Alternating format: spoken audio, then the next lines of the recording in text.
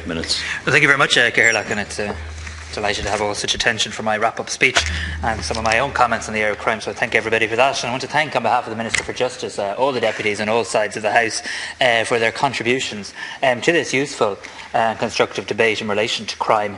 It's clear that there is much common ground between us on the need to continue to resource on Garda Síochána and indeed to protect our communities, both urban communities and rural communities. I wish to briefly address some of the issues raised during the debate. A number of deputies spoke of the recent CSO statistics. As the Minister stated earlier, I welcome the 5% overall reduction in burglaries for the 12-month period ending on the 31st of December 2015 and the substantial reduction of 26.2% for the last quarter of 2015 compared to the same period in 2014. Nonetheless, this is clearly an issue which requires all of our concerted effort as we try to address this. Deputies raised the issue of sexual offences. I think we'll all agree in this House for too long many victims of sexual abuse or domestic abuse have suffered in silence. It is critical that all such crimes are reported, and all of us in this House must do all that we can to support victims of such crime. Reference was made during the debate to knife crime. I would point out to the House that figures provided by the CSO show that the number of recorded offences involving a knife has decreased each year since 2010.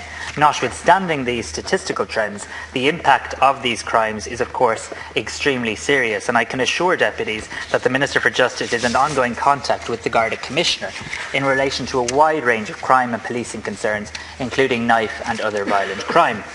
A comprehensive and robust legal framework is in place with respect to knife crime, including heavy penalties for breaches of the law concerned.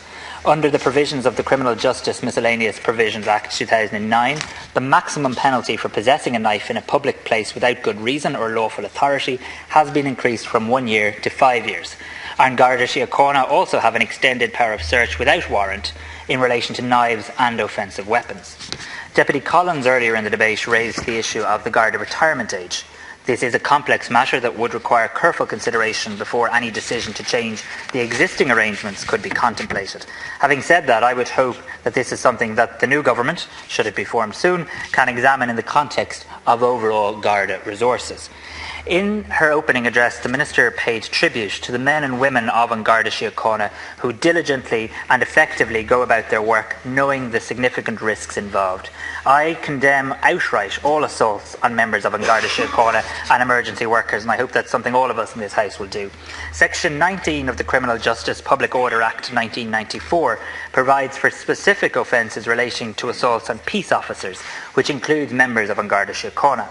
The penalty for this offence was increased from 5 to 7 years imprisonment by Section 185 of the Criminal Justice Act 2006, which also provided for the criminalisation of threats of assault.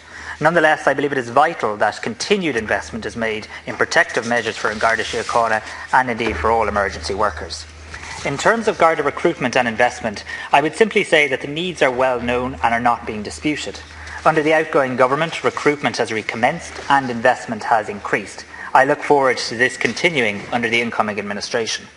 I would also add that since the Minister restarted recruitment in 2014, 63 new Garda recruits have been assigned to the DMW North Central and South Central divisions, covering the Dublin city centre and inner city areas.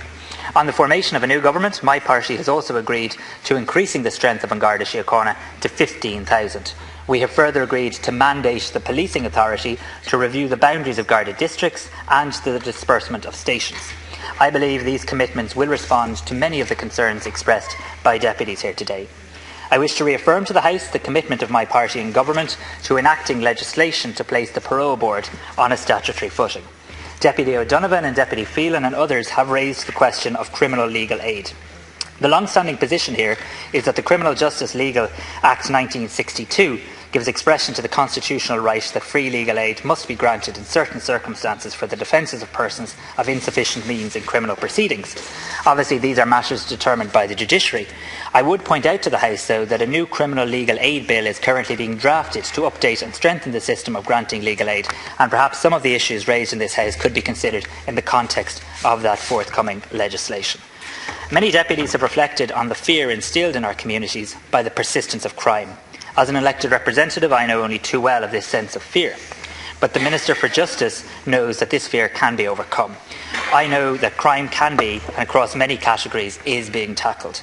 I hope that this, the 32nd Dáil, will be in a position to support the work of the incoming government in continuing to do all that we can to increase recruitment and investment into An Garda Síochána, which is so critical to tackling crime. Gur Magal.